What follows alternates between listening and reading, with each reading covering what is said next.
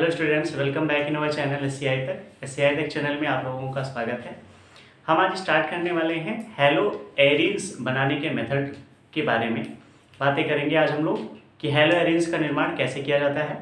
पिछले दिन हम लोगों ने हेलो एरेंज का एक कॉमन सिंपल इंट्रोडक्शन वीडियो लिया था और इंट्रोडक्शन में हम लोगों ने सिंपली उसका नामकरण और कुछ क्लासिफिकेशन कर लिया था। आज हम लोग जानने वाले हैं कि इनका प्रिपरेशन कैसे करते हैं, इसे बनाते कैसे हैं।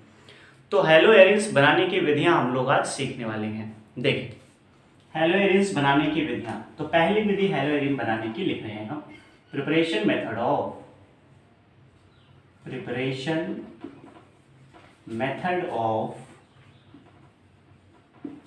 Hello arrange. Preparation method of haloarenes बनाने की विधियां, हेलो एरेंज बनाने की विधियां। और फर्स्ट मेथड हम लोग लेंगे किसके साथ में, हैलोजिनेशन रिएक्शन। और किसका हैलोजिनेशन रिएक्शन, तो एरोमेटिक हाइड्रोकार्बन्स का। एरोमेटिक हाइड्रोकार्बन क्या होता है, ऐसे हाइड्रोकार्बन जिनमें बेंजीन होती है, बेंजीन रिंग होती है। तो ऐसा हाइड्रोकार्बन लेंगे जिनमें बेंजीन होंगी, तो क्या लेने वाले हैं, एरोमेटिक हाइड्रोकार्बन एरोमेटिक हाइड्रोकार्बन लेंगे। और एरोमेटिक हाइड्रोकार्बन से क्या बनाएंगे हम, हेलो एरीन बनाने वाले हैं।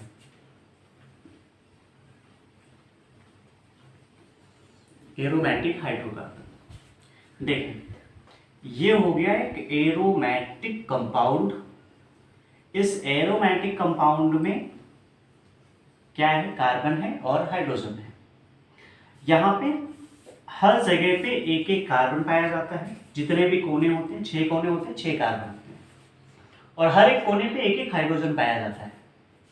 करना क्या है, हमें यहाँ एक हाइड्रोजन दिखा देना है जो यहाँ पे पाया जा रहा है। इस हाइड्रोजन का हमें प्रतिस्थापन कराना है, डिस्प्लेसमेंट कराना है। सर किससे डिस्प्लेसमेंट करवाना है, तो डिस्प्लेसमेंट हम हैलोजन से करवाने वाले हैं। हैलोजन कौन सा ले सकते हैं हम, तो हैलोजन हमारी मर्जी, क्लोरीन लेना चाहे क्लोरीन ले लें, ब्रोमीन लेना चाहे ब्रोमीन ले लें। आयोडीन का तो नहीं हो पाएगा यहाँ पे, क्लोरीन और ब्रोमीन का ही मुख्यतः हैलोजनीकरण होता है, यहाँ पे हैलोजिनेशन होता है। हैलोजन लेते हैं हम लोग, क्लोरीन ले लिया। अब क्लोरीन लेने के बाद हमें विशेष ध्यान देना होगा, क्या करेंगे, क्लोरीन गैस हमने लिया यहाँ से, तो हमें एक उत्प्रेरक लेना पड़ेगा। क्या होगा उत्प्रेरक, आयरन उत्प्रेरक होगा। और आयरन की या तो लेंगे या तो हम आयरन का क्लोराइड लेंगे, FeCl3। और कंडीशन क्या होगी, सूर्य के प्रकाश की अनुपस्थिति में ये क्रिया करवाने वाले हैं। सनलाइट की प्रेजेंस ना हो, जहाँ पे अब्सेंस ऑफ सनलाइट, अंधेरे में बोल सकते हैं इसको हम। सूर्य का प्रकाश जहाँ नहीं होगा वहाँ क्या कहेंगे, अंधेरे में। तो अंधेरे में इस रिएक्शन को हम लोग कंप्लीट करवाने वाले हैं। अब्सेंस ऑफ सनलाइट में ये रिएक्शन कंप्लीट कराने वाले हैं। तो क्या बन जाएगा, होगा क्या, यहाँ से एक क्लोरीन निकलेगा। ये क्लोरीन कहाँ जाएगा, इस हाइड्रोजन के पास जाएगा और ऐड हो जाएगा। और ये हाइड्रोजन यहाँ से निकलेगा और यहाँ की एक और क्लोरीन जो है इस क्लोरीन को लेकर के चला जाएगा और बनेगा क्या, HCl। तो कंपाउंड क्या बन चुका है भैया, कंपाउंड बना है ये बेंजीन रिंग के ऊपर हाइड्रोजन की जगह जहाँ पे थी उसकी जगह आ गया क्लोरीन प्लस हाइड्रोजन एक दूसरे क्लोरीन को लेकर के बाहर चला गया, HCl बाहर हो गया। ये क्या है, क्लोरोबेंजीन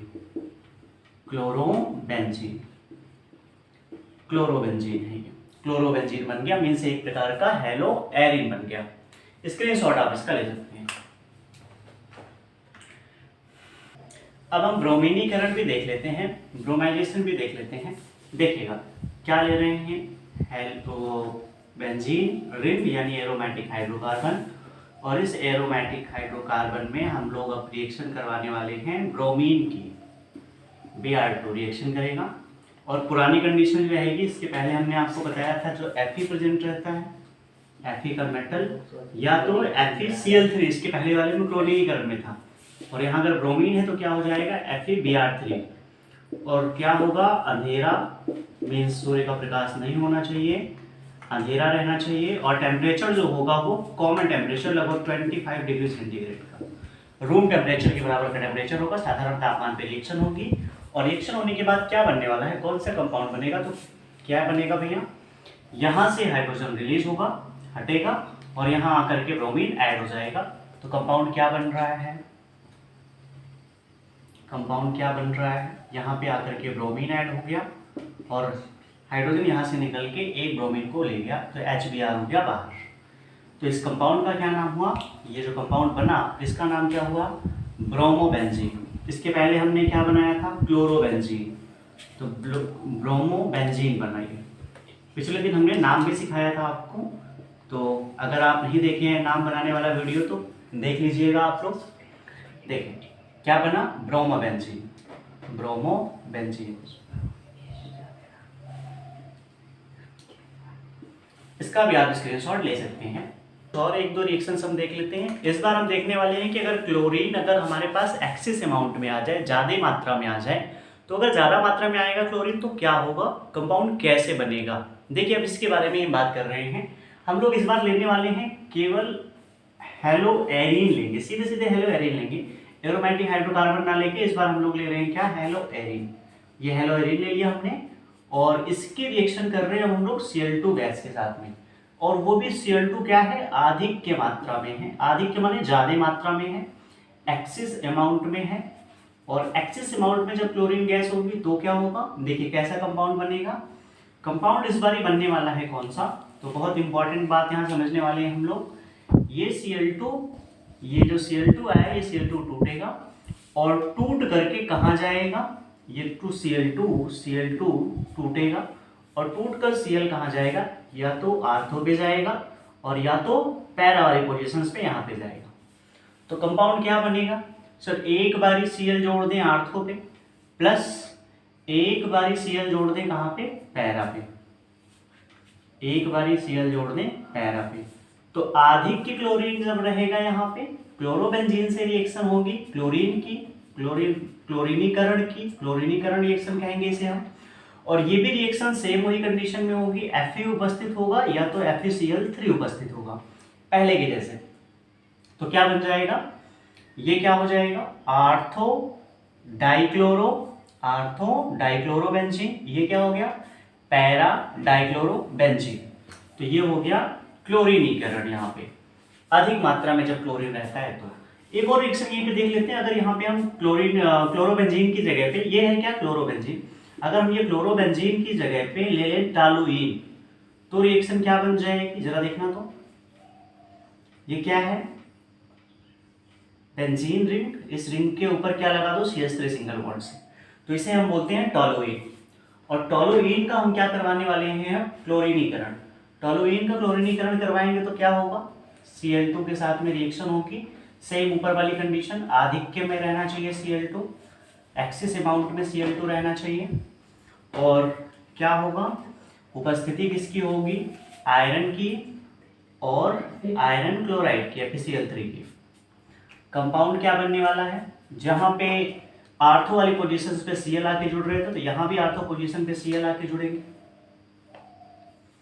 आर्थो पोजीशन पे यहाँ भी Cl, यहाँ तो CH3 है और यहाँ आकर के Cl जुड़ेगा, प्लस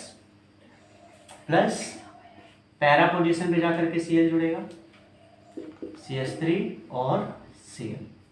ये कंपाउंड्स बन गए। इसका नाम क्या है, इसका नाम क्या है, ऑर्थोक्लोरोटोलुइन। इसका क्या नाम है, पैराक्लोरोटोलुइन। ठीक है, स्क्रीनशॉट आप इसका ले सकते हैं। हम लोग अभी हम लोगों ने देखा क्लोरीनीकरण, ब्रोमीनीकरण, उसके बाद हमने क्लोरीनीकरण किया आधिक्य में क्लोरीन की ज्यादा मात्रा लेकर के किया क्लोरीनीकरण। अब हम लोग देखने वाले हैं आयोडीनीकरण।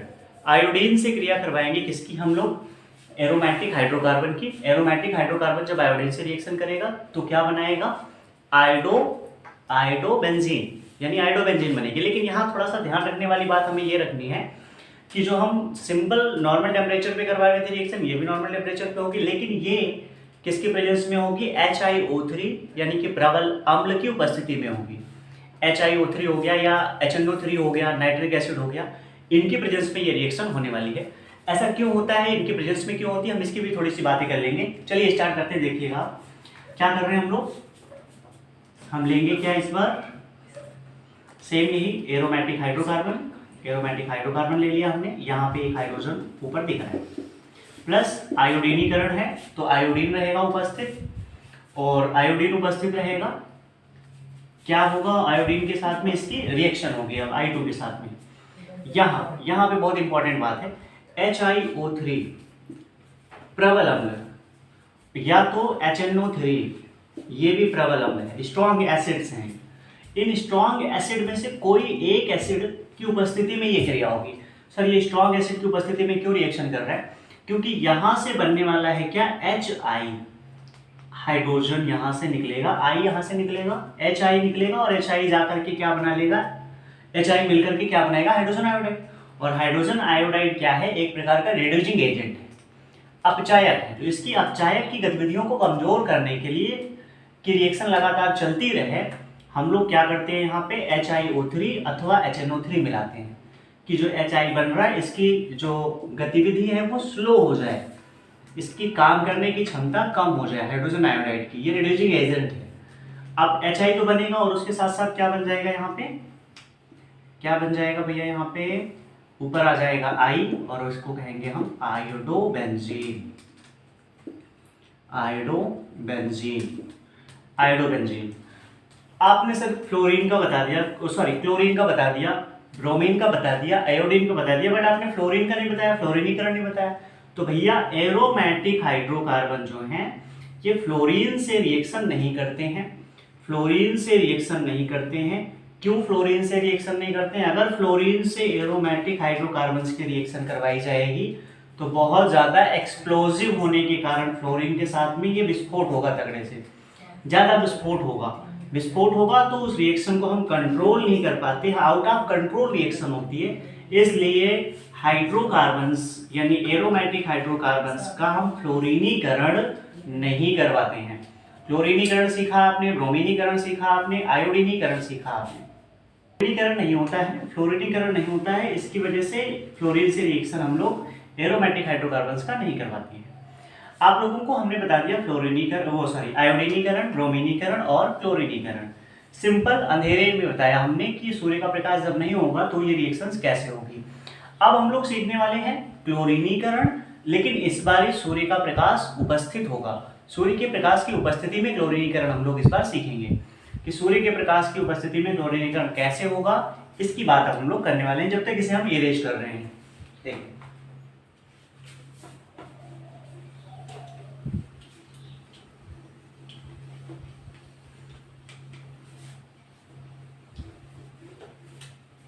हम क्या लेंगे भैया इस बार, टॉलुइन लेंगे। टॉलुइन क्या होता है, बेंजीन, बेंजीन के ऊपर लगा हुआ एक CH3, इसे हम कहते हैं टॉलुइन। टॉलुइन का हम कराएंगे क्या, क्लोरीनीकरण, क्लोरिनाइजेशन करवाएंगे हम लोग, क्लोरिनाइजेशन करवाएंगे Cl2, और Cl2 आएगा, Cl2 गैस के रूप में आएगा, और यहाँ क्या उपस्थित होगा, आयरन, लोहा, और नीचे क्या होगा, सूर्य के प्रकाश की उपस्थिति में रिएक्शन। तो सूर्य का प्रकाश यहाँ दिखाया जाएगा, सनलाइट यहाँ पे प्रेजेंट की जाएगी। देखिए सूर्य का प्रकाश जब आएगा, सूर्य के प्रकाश की उपस्थिति में क्लोरीन गैस इस टॉलुइन के ऊपर अटैक करेगी। टॉलुइन के ऊपर अटैक करने के बाद होगा क्या, यहाँ पे अटैक होगा, इस बार होगा क्या, यहाँ से एक हाइड्रोजन निकलेगा, और हाइड्रोजन निकलने के बाद यहाँ पे क्लोरीन आ जाएगा। जैसे हम लोग एल्केन का क्लोरीनीकरण करवा रहे थे, मेथेन का क्लोरीनीकरण करवा रहे थे, तो मेथेन में भी एक हाइड्रोजन हटता था, वहां आके क्लोरीन ऐड हो जाता था, तो बनता था क्या, क्लोरोमेथेन।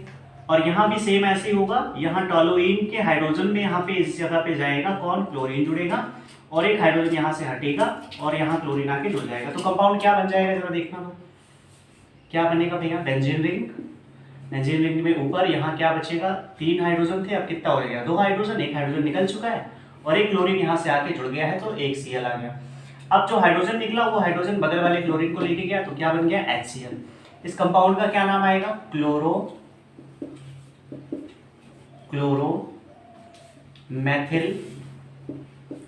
बेंजीन।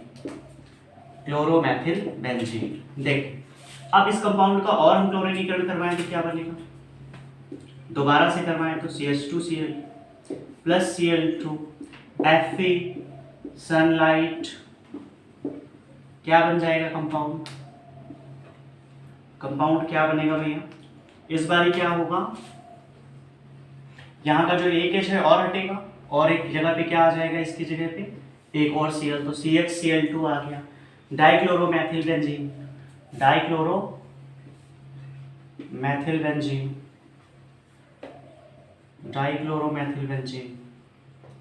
फिर एक और स्टेप में ये रिएक्शन होगी, इस बार फिर सेम टू सेम वही काम होगा, क्लोरीन गैस आएगी, Fe उपस्थित होगा, सनलाइट होगा और रिएक्शन क्या होगी, यहाँ से बचा हुआ हाइड्रोजन निकलेगा और बचे हुए हाइड्रोजन की जगह पे एक और क्लोरीन आ जाएगा, तो क्या बना CCl3 और यहाँ से Cl और H बाहर गया तो HCl बाहर गया। अच्छा, हर जगह पे HCl बाहर जाएगा, हर जगह पे HCl बाहर जाएगा, जैसे वहाँ गया यहाँ भी HCl बाहर जाएगा, यहाँ पे भी मैं दिखा दे रहा हूँ कहीं पे प्लस HCl, ये मैं नीचे लिख दे रहा हूँ इस जगह पे। तो ये हो गया क्लोरीनीकरण और सूर्य के प्रकाश की उपस्थिति में क्लोरीनीकरण संपन्न हुआ। आप इसका भी स्क्रीनशॉट ले सकते हैं, इससे भी हेलोएरिन्स बनाया गया है। ठीक है बच्चों, हमने आज हेलोएरिन्स बनाने का मेथड सीख लिया है, कई प्रकार से सीखा। अगले वीडियो में हम लोग सीखने वाले हैं हेलोएरिन बनाने का अगला मेथड डायजोनियम सॉल्ट से। तो पहले हम लोग डायजोनियम सॉल्ट बनाएंगे, कैसे बनाया जाता है डायजोनियम सॉल्ट। डायजोनियम सॉल्ट बनाने की रिएक्शन को हम बोलते हैं सैंडमैयर रिएक्शन, नेमिंग रिएक्शन भी वहाँ सीखेंगे एक दो हम। तो उसके बाद फिर हम लोग सीखेंगे डायजोनियम सॉल्ट से किस प्रकार से हेलोएरिन्स बनाया जाता है, और हम 2-3 टाइप के हेलोएरिन सीखेंगे, मीन्स क्लोरोबेंजीन और ब्रोमोबेंजीन और आयोडोबेंजीन। तो ये हम लोग कल सीखेंगे। बस धन्यवाद भैया, आज के लिए इतना ही।